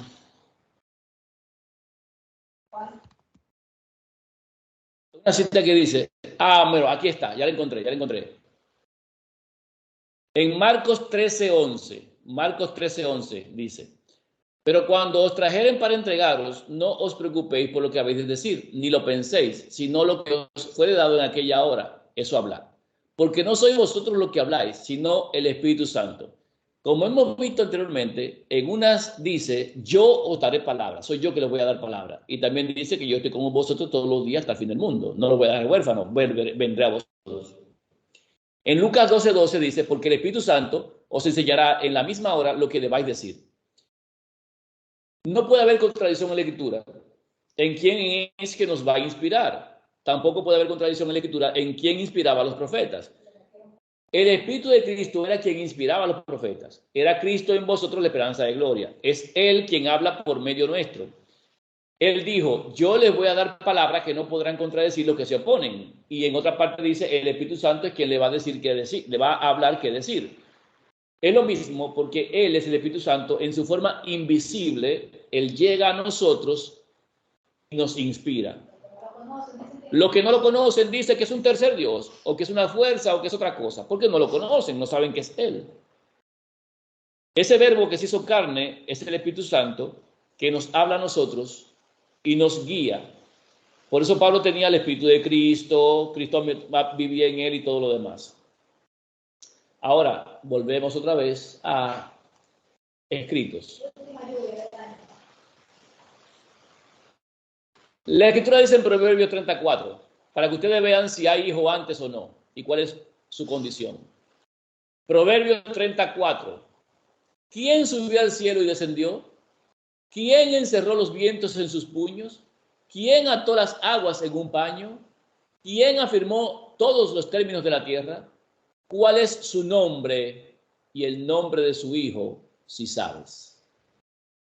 Escuche bien, ¿eh? Estamos hablando del Antiguo Testamento y ya me está hablando todavía de que hay un hijo. El renuevo, aquel que brota de las raíces, ese que sale, que nace, que nació de Dios y salió de Dios. Aquí pregunta, dime, en la creación, dime, ¿cuál es el nombre del dueño? Y dame el nombre del hijo. Dime, ¿quién fue que hizo eso? Dame su nombre y dame el nombre de su hijo, si lo sabes. ¿Por qué no pregunta, dame el nombre del tercer Dios? ¿O por qué no pregunta, dame el nombre del que se hace pasar por hijo? ¿Por qué no? Porque la verdad es que Dios tiene un hijo. Dame el nombre y el nombre de su hijo. Salmo 110:1. Jehová dijo a mi Señor, siéntate a mi diestra hasta que ponga a tus enemigos por estrado de tus pies. Claro, hay una referencia donde el Hijo de Dios hablando en el Nuevo Testamento le dice, ¿por qué David en el Espíritu dice, dijo el Señor a mi Señor, siéntate a mi diestra hasta que ponga a tus enemigos por estrado de tus pies? La cita referida en el Nuevo Testamento no está en el formato de lo que dice el Antiguo en Salmo 110:1. Porque en el Nuevo Testamento dice, dijo el Señor a mi Señor. No pueden haber dos señores, es lo primero. No pueden haber dos señores. Nadie puede servir a dos señores. Sin embargo, en Salmo 110.1 dice claramente, dijo Dios, Yahweh, ya, no sé, te llama Jehová, no sé. Dijo Dios a mi Señor, siéntate a mi diestra. O sea, el Padre le dijo al Hijo, siéntate a mi diestra. Esto está claro. Ahora, ¿por qué dice David en el Espíritu? Porque el Hijo de Dios fue quien inspiró a los profetas. No lo leímos ya. El Hijo de Dios fue quien instruyó a los profetas e indicaba qué persona y qué tiempo el Espíritu de Cristo les decía a ellos que debían pasar las cosas. Era Cristo en ellos quien los inspiraba. Por eso, David en el Hijo de Dios en su forma espiritual, David en el Espíritu, dice, dijo Dios a mi Señor, siéntate a mi diestra. Claramente está estableciendo, como le pasó con Esteban, lleno de la presencia divina del Hijo de Dios, vio en el cielo al Dios verdadero en el trono y al Hijo del Hombre, que fue el Hijo de su naturaleza humana, a su diestra. Claramente estableciendo solamente dos personas. El Padre en el trono, el Hijo del Hombre al lado de la presencia del Padre y el Hijo en su forma divina, mostrándole eso a Esteban.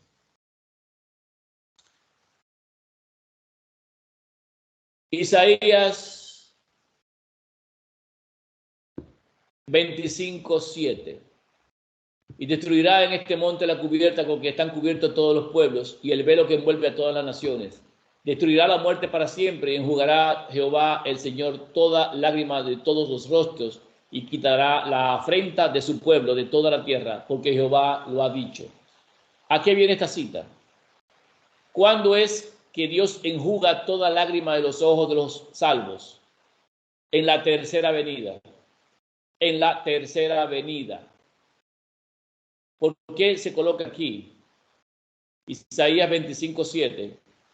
Porque en el versículo 9 de Isaías 25 dice, y se dirá en aquel día, he aquí, este es nuestro Dios, le hemos esperado y nos salvará.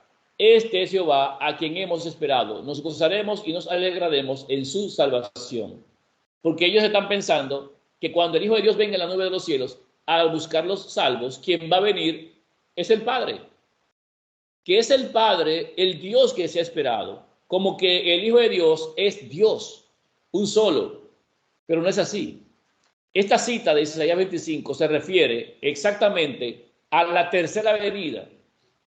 ¿Cuándo? Cuando el Padre venga para darles retribución a los que son de perdición, para lanzarlos al lago eterno de fuego.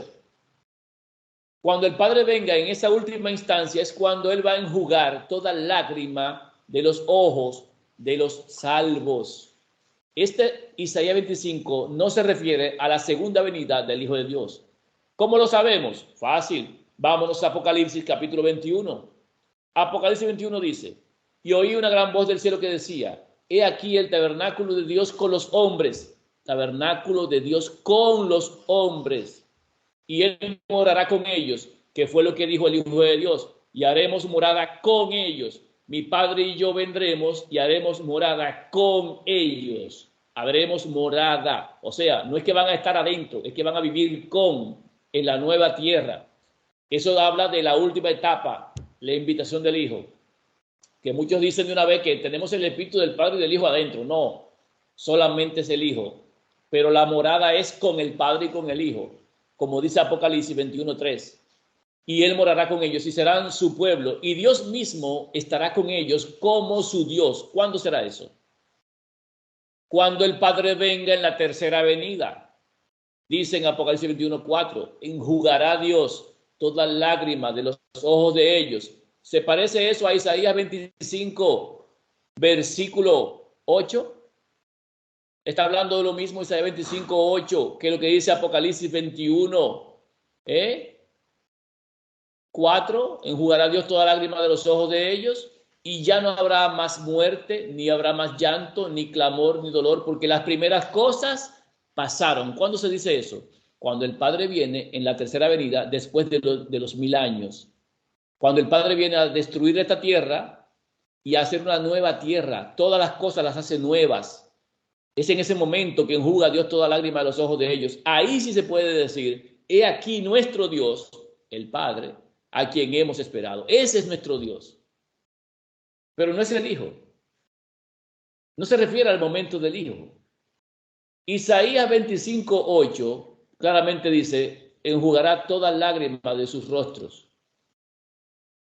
Jehová enjugará toda lágrima de su rostro. Será el último momento. Lo restablece otra vez 21:4 Apocalipsis. Enjugará Dios toda lágrima de los ojos de ellos. ¿Cuándo? Cuando Él vaya a morar con los suyos. Y será Dios sobre todas las cosas. Ni siquiera entienden profecía, ni saben cuándo se dan las cosas, ni saben de Isaías. Y simplemente ven un Dios que se hace trino, un Dios en tres, un Dios que se hace hijo, un Dios mentiroso que dice que tiene un hijo sin tenerlo. Eso es lo que ellos ven, mentira. Y eso es lo que ellos creen, mentira. No han leído Apocalipsis, no han leído Isaías como deben. No saben a qué se refiere. Juan 20:21. Voy a concluir con esto. Juan 20:21. Entonces Jesús les dijo otra vez, paz a vosotros, como me envió el Padre, así también yo os envío.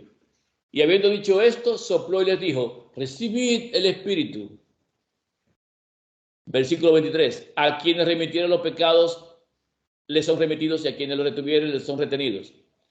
Pero Tomás, uno de los 12, llamado Dídimo, no estaba con ellos cuando Jesús vino.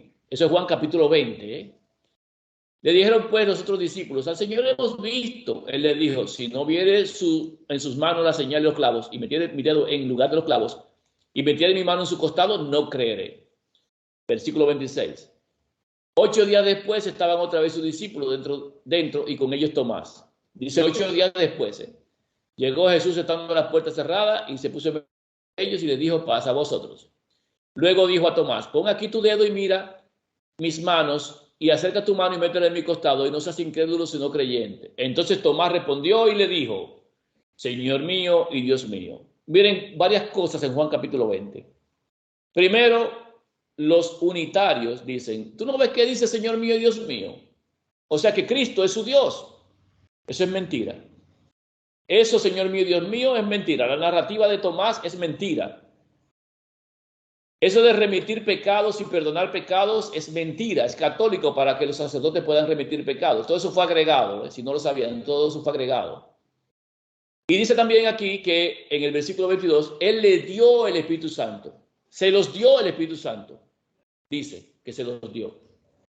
Hay un problema con todo eso. Eso es mentira. Eso es mentira. Primero, el hombre no puede perdonar pecado, ni que sea un apóstol ni que nada. Segundo, no fue solamente Tomás el que no creyó. Tercero, no fue 8 días después. Cuarto, no dijo Señor mío y Dios mío tampoco. Quinto, no les dio el Espíritu Santo en ese momento. Estamos hablando del momento en el que se da la gran comisión, en el que se le manda a predicar el Evangelio.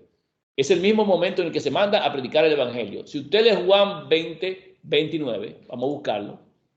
Juan capítulo 20, versículo 29, dice, perdón, el 29 no, el 31 dice, pero estas cosas se han escrito para que creáis que Jesús es el Cristo, el Hijo de Dios, y para que creyendo tengáis vida en su nombre. Está hablando del momento también, ahí como quiera digo, de la gran comisión cuando los manda a predicar. Y eso es lo que pasó de verdad. En Juan se lee así. Pero ¿qué dice en Lucas 24? Hablando de lo mismo. Lucas 24 dice, versículo 33 y 34 en adelante dice, y 35 dice, levantándose en la misma hora, volvieron a Jerusalén y hallaron a los 11 reunidos y a los que estaban con ellos. Esos son los 2 que iban camino de Emaús, que se devolvieron y fueron a los discípulos. ¿A cuántos encontraron ellos reunidos? ¿Cuántos se encontraron? 11 reunidos. Faltaba Tomás, porque si faltara Tomás tenía que decir a los 10 reunidos, porque Tomás es el número 11, ¿me entienden? No dice 10, dice 11 que habían ahí reunidos. El que faltaba ahí era Judas. ¿Se recuerdan que Judas se ahorcó? ¿Me entienden? Entonces, ¿cuántos quedaban? 11. Esos 11 incluían a Tomás. Y esos 2 que venían, después de encontrarse con el maestro, camino de Emaús y comer pan con él, decían, ha resucitado el Señor verdaderamente y ha aparecido a Simón. Entonces, dice aquí en Lucas 24:35, entonces ellos contaban las cosas que les habían acontecido en el camino y cómo le habían reconocido al partir del pan. Mientras ellos aún hablaban de estas cosas, Jesús se puso en medio de ellos y les dijo, paz a vosotros. Pregunto yo, mientras ellos aún hablaban, Tomás se fue, porque lo encontró a los 11 reunidos. Y de repente, ¿qué fue? ¿Tomás se escapó para no ser parte? No, Tomás estaba ahí. ¿Me entiende ahora? Tomás estaba ahí. Y se le apareció el Hijo de Dios a los 11. Ellos no creían ninguno, pero el Hijo de Dios se les apareció a los 11. Ese Juan 20, que habla de Tomás aparte, es mentira. Lucas 24:45 dice que en vez de soplarle el Espíritu Santo, recuérdense bien que en Juan 20 le sopló el Espíritu Santo, en vez de soplárselo, lo que hizo fue que les abrió el entendimiento para que comprendieran las Escrituras, que no es lo mismo que darle el Espíritu Santo. ¿Por qué no le dio el Espíritu Santo? Porque en Lucas 24:49 dice, he aquí, yo enviaré, eso es futuro, la promesa de mi Padre sobre vosotros, pero quedaos vosotros en la ciudad de Jerusalén hasta que seáis investidos de poder desde lo alto. Si le hubiese dado el Espíritu en ese momento, ¿para qué tienen que esperar al día 50? ¿Entonces ha hecho esa pregunta? ¿Ya lo tienen? ¿Para qué esperar? Él solamente les abrió el entendimiento. Eso dice Lucas. Ahí no hay mandato de que le perdonen pecados a nadie. Ahí no hay nada de que Tomás fue el único que no creyó. Ahí no hay nada de que Dios mío y Señor mío. Eso no está. Pero hace falta otro testigo, ¿verdad? Porque ahora tenemos a Lucas contra Juan. Lucas contra Juan. Vámonos a Marcos. Marcos, el otro testigo. Marcos 16. Ellos fueron, está hablando de los dos discípulos, y le hicieron saber a los otros. Y ni aún ellos creyeron. Ni aún a ellos creyeron. O sea, los 11 discípulos tampoco le creían a esos testigos. Oigan bien, no era Tomás nada más que no creía. Ninguno de los 11. Marcos 16:14. Finalmente se apareció a los 11 mismos. ¿A cuántos se les apareció? Según Juan, solamente se le apareció a 10. Y Tomás no estaba. Pero según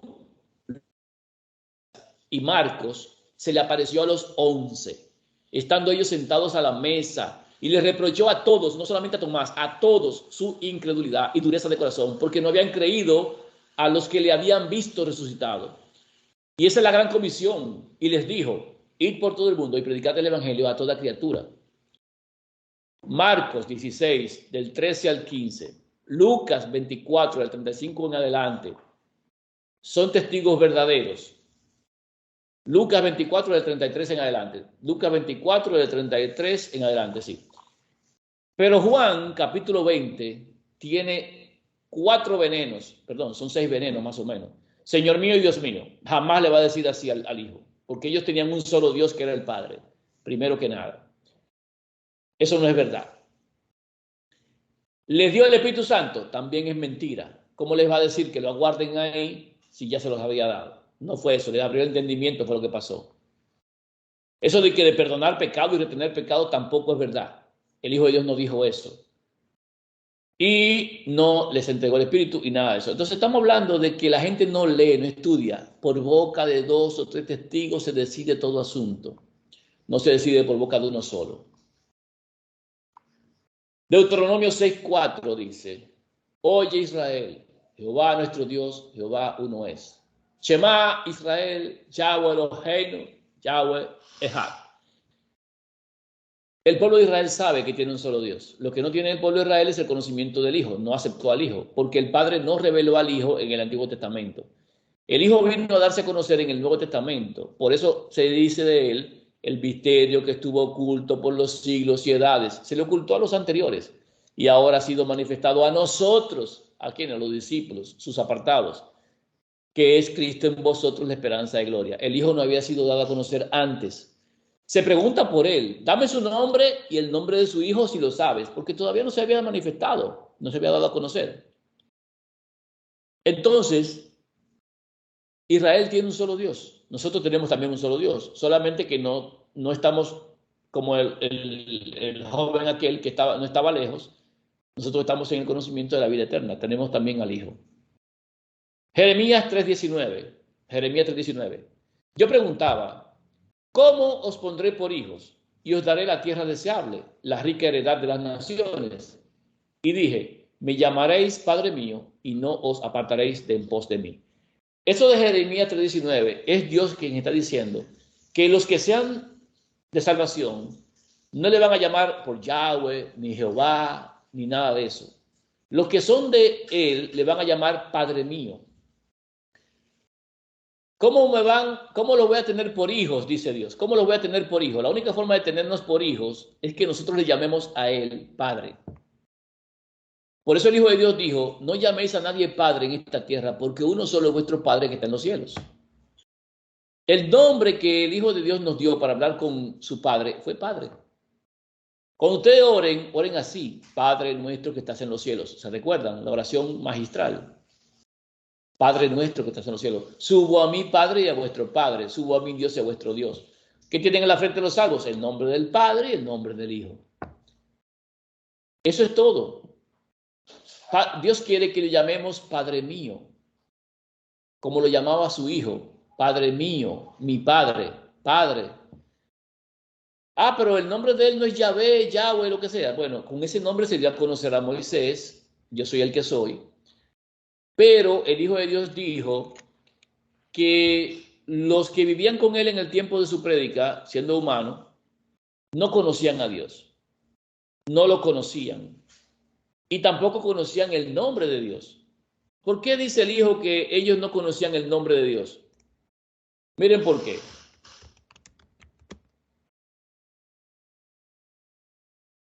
Juan 17:26. Juan 17:26.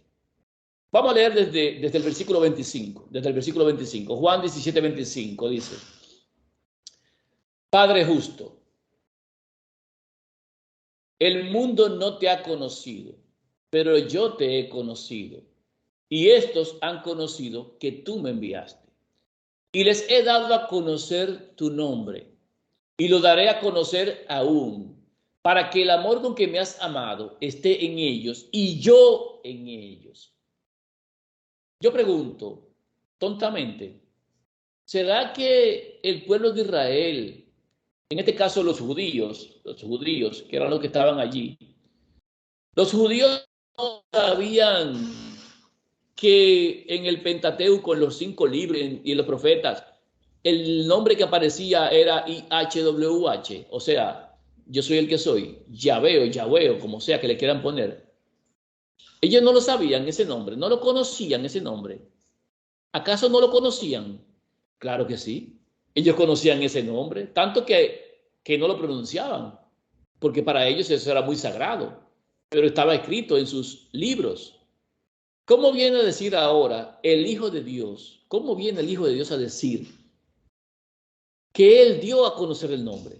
¿Cómo es que el Hijo de Dios, de tantos años, con tanta escritura, con tantos libros proféticos, con Génesis, Apocalipsis, Berashit, como le llaman ellos, y todos esos libros, no tenían el nombre, no lo conocían? ¿Qué pasó ahí?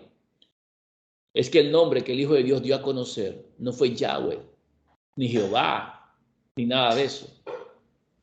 El nombre que el Hijo de Dios dio a conocer fue el nombre que nosotros no podemos llamar a nadie por ese nombre, sino a nuestro Padre que está en los cielos. Y lo tiene que seguir dando aún a conocer para todos aquellos que le creen a Él, que creen que Él es Hijo de Dios, para que el amor con que has amado a tu Hijo, dice el Hijo, esté en ellos y yo en ellos. Estamos claros entonces que el nombre de Él que debe ser glorificado no es Yahvé, ni es Yahweh, ni nada de eso, ni Jehová. Es que Él es Padre. Desde que engendró a su Hijo es Padre. Y Dios quiere tener muchos hijos. Y el Hijo de Dios lleva muchos hijos a la gloria. Y le tenemos que llamar Padre. Porque el Hijo de Dios dijo, subo a mi Padre y a vuestro Padre. Dios dice, cuando el Hijo de Dios dice, Padre, glorifica tu nombre. Escúchame. Padre, glorifica tu nombre, en Juan capítulo 12, escuche bien, Juan capítulo 12 dice, Padre, glorifica tu nombre. Entonces vino una voz del cielo, así decía, ¿verdad? Lo he glorificado y lo glorificaré otra vez. ¿Qué volverá a hacer él? Padre, hermanos, él va a glorificar. Fíjense que el Hijo de Dios en la Escritura no le llama Yahvé, Yahweh, ni nada de eso. ¿Cómo le llama el Hijo a él? Padre. Cuando habla con él, ¿cómo le dice? Padre. Como estaba en el Calvario que le dijo, Padre, en tus manos encomiendo mi espíritu. ¿Cómo dice más? Subo a mi Dios y a vuestro Dios, a mi Padre y a vuestro Padre. ¿Cómo sigue diciendo? Oren así, Padre. Mi Padre que está en los cielos, Padre. Pero hay gente que ahora con el nombre, no lo conocen, claro, no lo conocen. Para ellos es simplemente Dios, no es Padre para ellos, porque no creen que tenga un hijo, jamás será Padre para ellos.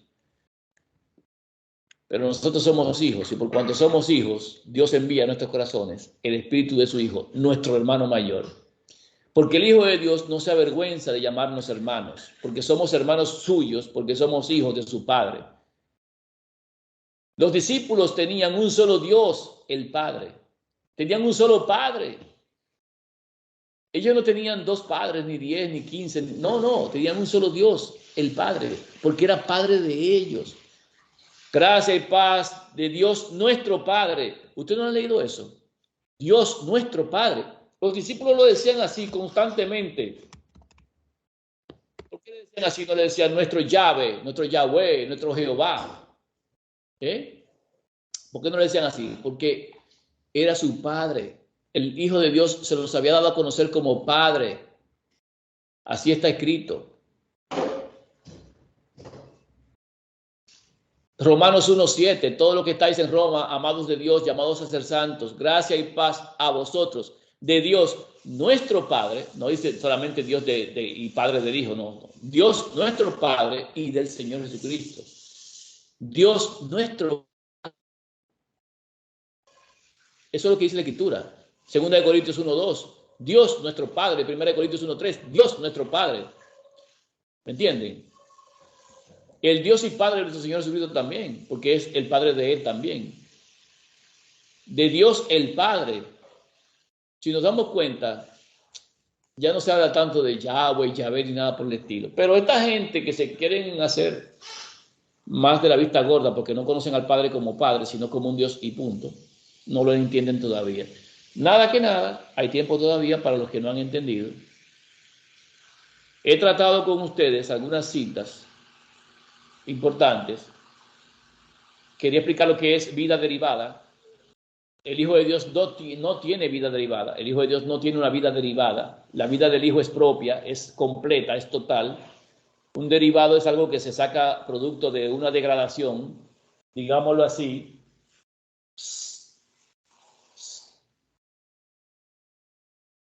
Derivado significa justamente que se saca un producto como un subproducto. Derivado del petróleo, el gas, el queroseno, la gasolina, el asfalto, todo eso se saca como un derivado del petróleo. El petróleo es la base y lo otro es derivado. El Hijo de Dios no es un derivado. El Hijo de Dios no tiene vida derivada. La vida del Hijo de Dios es pura, es plena, es completa, es totalmente divina, igual que la de su Padre. Exactamente igual. No tiene ningún tipo de degradación en ninguna forma. No tiene ningún tipo de rebaja. Así que la vida del Hijo de Dios no es derivada, es propia y completa, totalmente divina, como la de su Padre. Digo esto porque hay gente que saca una cita indicando como que el Hijo de Dios no nació de Dios porque su vida, dice Ellen White, no es derivada. Y ella tiene razón, no es derivada, porque no viene como un subproducto del producto principal, sino que es plena y totalmente igual al origen, la imagen misma de la sustancia del Padre, exactamente igual, sin diferencia ninguna. Eso para que lo sepa todo el mundo. Entonces, hermanos, no traté de nuevo. Aquí están destruyendo la Trinidad. Las citas que ellos utilizan para indicar como que hay un solo Dios o que hay una Trinidad y las explicaciones de cada una. Cuando dicen tantas cosas raras. Y estamos en el verdadero, en su Hijo Jesucristo. Este es el verdadero Dios y la vida eterna. No, en otras versiones dice, Nos ha dado discreción para conocer al verdadero Dios y para estar en su Hijo verdadero.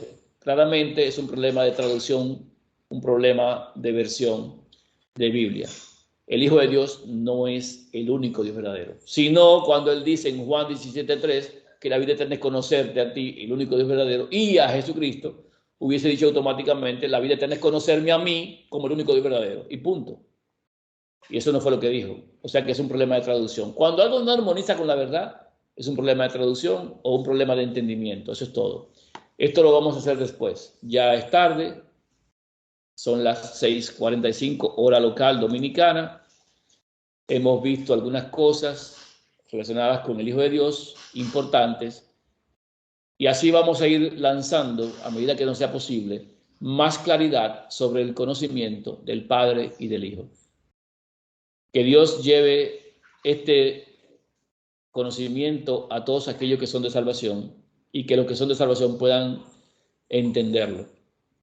Que pueda haber una comprensión clara de lo que aquí se presenta, que no se ofendan, que no se incomoden y que traten de ver las cosas como niños que quieren aprender y no desde el punto de vista de un gran teólogo, de una gran persona que tiene un conocimiento vasto de universidad. Hay que entender estas cosas en el lenguaje más simple que se ha entregado. Todas las citas armonizan, todo tiene su sentido, no hay que inventar nada. Aquí no hay símbolos extraños, todo es claro. Y le pedimos a Dios que siga siendo claro para todos los de salvación. Que a nosotros nos dé de su paz y que su misericordia nos cubra, que nos quite cualquier engaño que tengamos, que nos permite escucharlo todo y retener lo bueno. En el nombre de su Hijo unigénito. Así sea.